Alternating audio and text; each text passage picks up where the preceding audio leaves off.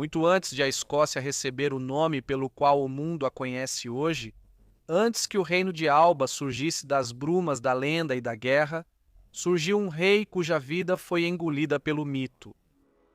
Seu nome se entrelaçou com relíquias sagradas, profecias antigas e até mesmo com a lendária Pedra do Destino, um objeto que alguns mais tarde associariam ao próprio Santo Graal. Mas por trás das lendas, por trás de séculos de enfeites e fantasias românticas, existia um homem muito real. Seu nome era Kenneth MacAlpin, um rei nascido em uma era de derramamento de sangue e reinos em colapso. Ele herdou o trono de Dalriata, um reino gaélico que se estendia pelas costas acidentadas do oeste da Escócia e da Irlanda. Em meados do século IX, com os dracares vikings devastando as costas e reis rivais ansiando por guerra, Kenneth aproveitou seu momento. Ele iria quebrar o poder dos Pitos, reivindicar sua coroa e forjar, a partir de povos em guerra, as bases de um novo reino.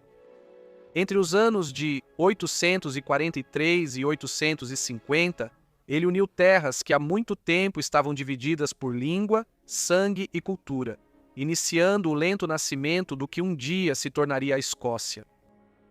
Ele lutou não apenas contra os invasores do norte, vindos da Escandinávia, mas também contra os reis de Strathclyde, consolidando seu domínio através da guerra, cálculo e uma ambição implacável.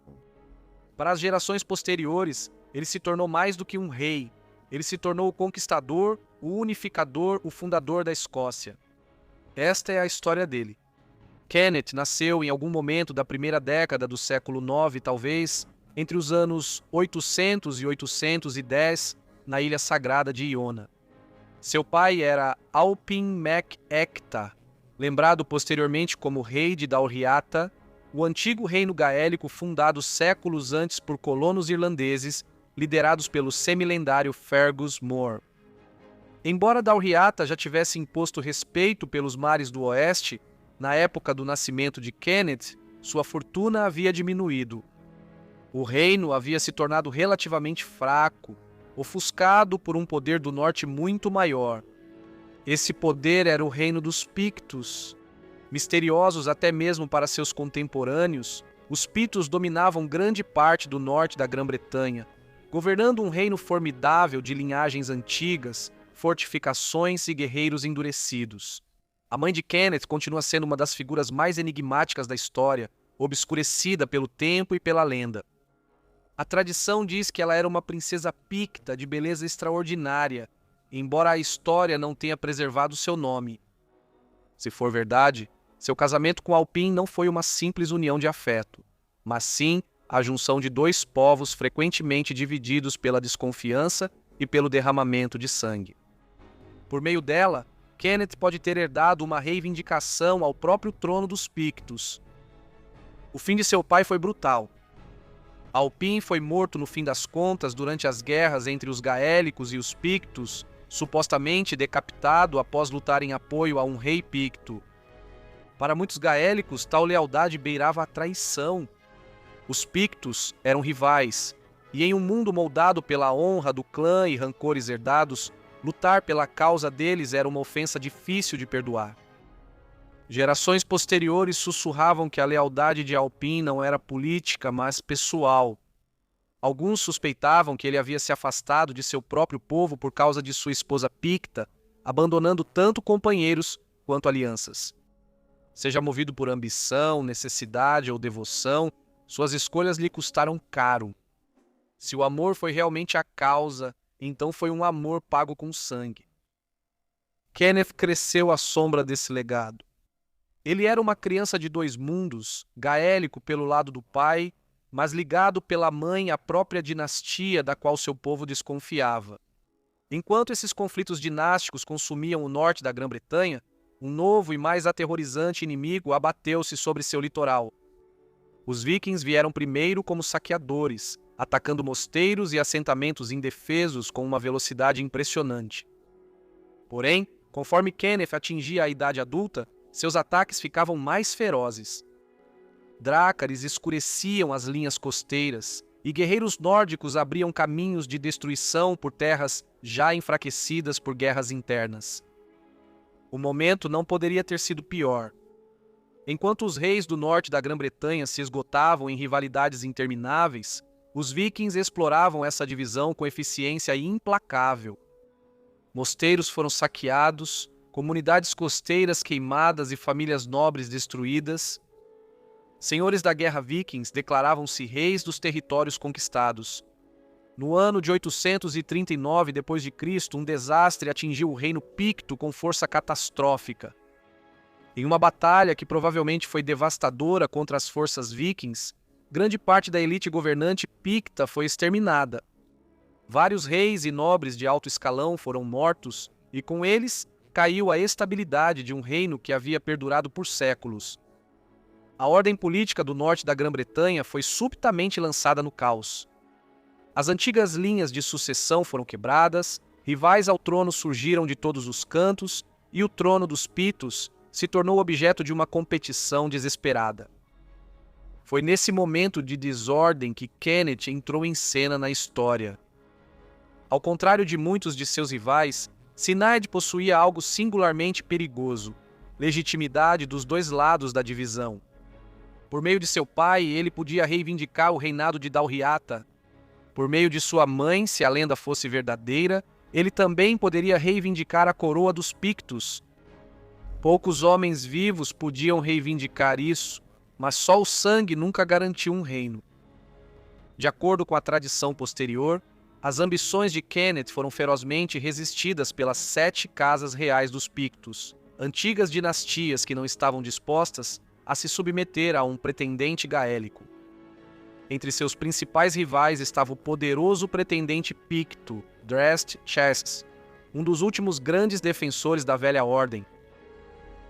Como Kenneth passou a governar gaélicos e pictos, ainda é um dos grandes mistérios da história inicial da Escócia.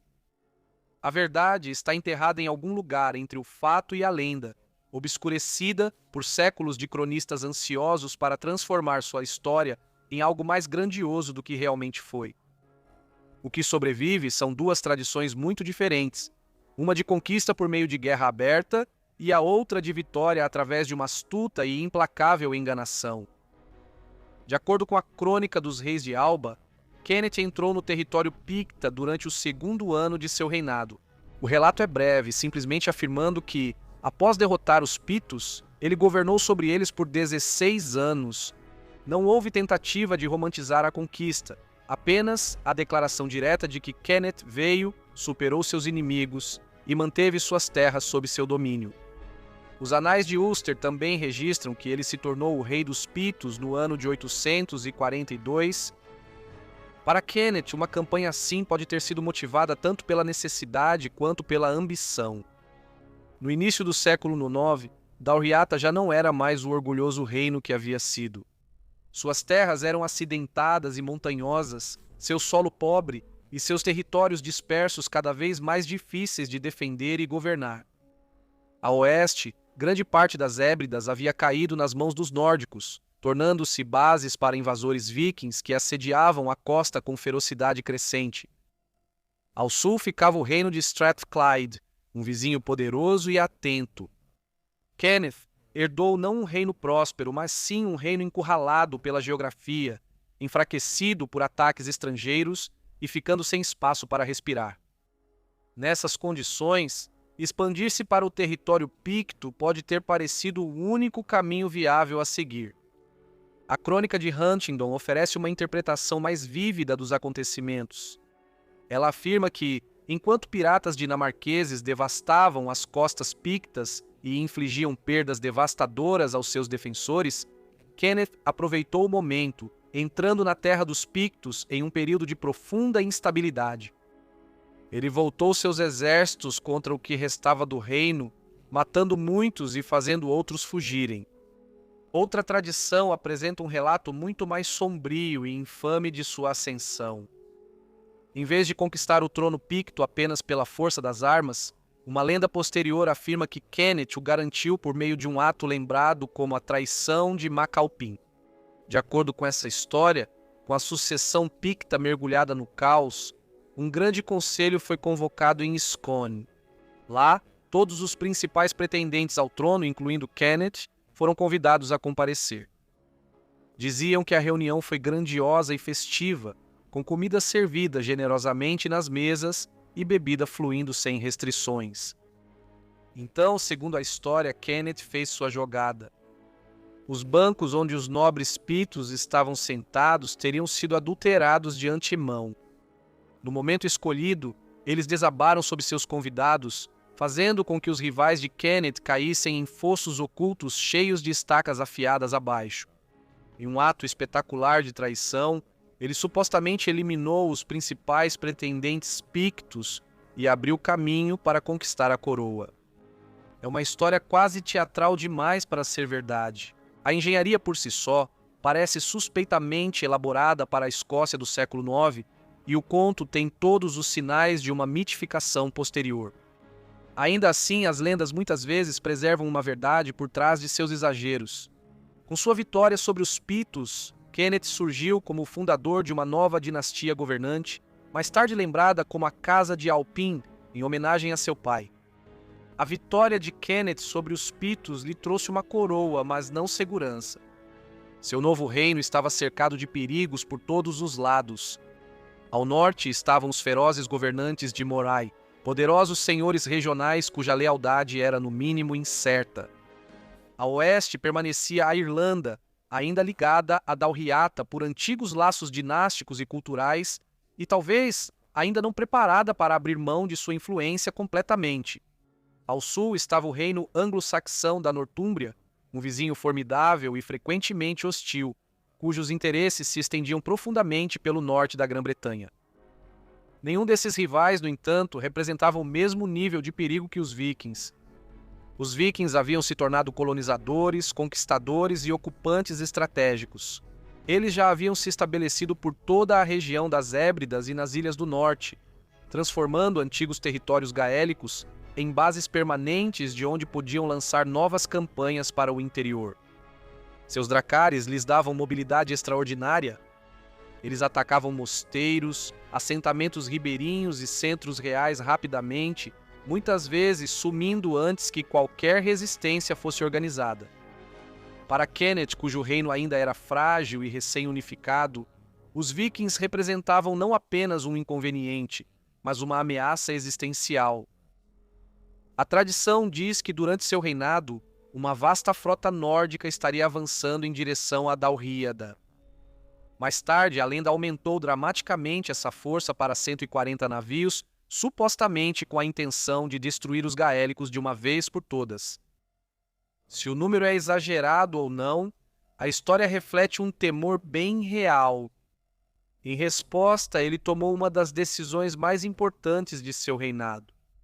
Em vez de permitir que os tesouros sagrados de seu reino permanecessem expostos aos ataques vikings, Kenneth ordenou a remoção de importantes relíquias religiosas da costa vulnerável. Entre elas estavam os restos mortais de Columba, o santo mais reverenciado do mundo gaélico e uma figura profundamente ligada à legitimidade da realeza. Por séculos, o mosteiro de Iona serviu como o coração espiritual do cristianismo gaélico e da autoridade real. Mas Iona era isolada, exposta e repetidamente alvo de invasores vikings. Kenneth entendeu que, para que seu reino sobrevivesse, seu centro sagrado precisava ser transferido para o interior. Com a mudança do poder político para o leste, o povo também se deslocava. Colonizadores gaélicos de Dalriata provavelmente migraram em número crescente para antigos territórios pictos, fortalecendo o controle real tanto por meio do povoamento quanto pela conquista. O centro real parece ter se deslocado para Scone, um local que mais tarde se tornaria inseparável da realeza escocesa por séculos. A tradição ainda afirma que a antiga Pedra de Coroação, mais tarde famosa como Pedra de Scone ou Pedra do Destino, também foi levada para lá, aumentando ainda mais seu status como centro cerimonial de um novo reino. Enquanto isso, as identidades políticas separadas dos Pictos e de Dalriata começaram a se dissolver silenciosamente. A lista dos reis Pictos chega ao fim por volta do ano 850 e as listas reais de Dalriata também cessam aproximadamente no mesmo período. Isso não é coincidência. Sob Kenneth, Os dois reinos estavam sendo politicamente e culturalmente absorvidos por uma nova ordem dinástica. A transformação foi além da própria realeza. Até mesmo a língua picta, que antes era dominante no norte da Grã-Bretanha, começou a desaparecer lentamente. O que talvez seja mais impressionante é a aparente falta de resistência generalizada. Kenneth não se limitou à defesa. A Crônica dos Reis de Alba acredita a Kenneth 6 campanhas em Lothian, que na época estava sob a autoridade da Nortúmbria. Durante essas expedições, ele teria capturado e devastado povoados, incluindo Melrose e Dunbar. Há até relatos de que ele cruzou a muralha de Adriano com seus exércitos e devastou as terras dos anglo-saxões. Esses ataques mostram um governante que protege fronteiras e é um senhor da guerra feroz. A tradição posterior lembra até Kenneth como um dos primeiros legisladores da Escócia. Embora nenhum código legal dele tenha sobrevivido, a lembrança já diz muito.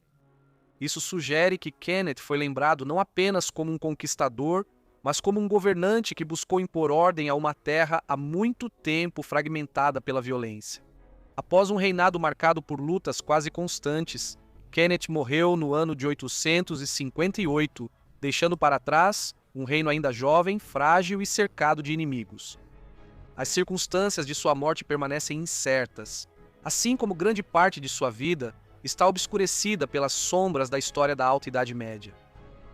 Fontes posteriores sugerem que ele não morreu em batalha, mas sim de doença. Sua morte marcou o fim de uma vida notável, forjada em meio a invasões, colapso dinástico e agitação política. Ele foi enterrado, segundo a tradição, na ilha sagrada de Iona, retornando finalmente ao local sagrado onde sua vida havia começado. Lá, entre reis e santos, o homem que passou décadas criando ordem a partir do caos foi sepultado. O maior legado de Kenneth não foi apenas ter usado 2 coroas, mas sim ter alterado fundamentalmente o destino do norte da Grã-Bretanha. Antes de sua ascensão, as terras que viriam a se tornar a Escócia estavam divididas entre povos rivais, reinos vulneráveis e dinastias concorrentes. Depois dele, um novo centro político havia surgido, forte o suficiente para sobreviver a ele e suportar as tempestades da época. Embora historiadores modernos corretamente observem que a Escócia não foi totalmente unificada até décadas após sua morte, Kenneth lançou as bases sobre as quais aquele reino seria construído. Sob seus descendentes, a Casa de Alpin dominaria a história escocesa por gerações, enquanto a antiga identidade dos Pictos gradualmente desaparecia na memória. Em vida, Kenneth provavelmente era temido, implacável e inflexível. Na morte, ele se tornou algo maior, um fundador, um rei, metade histórico e metade lendário. Ele é lembrado como Kenneth, o Conquistador. Agradeço imensamente a todos os meus membros. A contribuição de vocês torna esses vídeos possíveis. Um agradecimento especial para Stephanie Hassan, Teresa Lux e John Seitz. Se você gostou do vídeo, não esqueça de curtir, se inscrever e compartilhar. E vejo vocês em breve em mais um vídeo do History Profiles.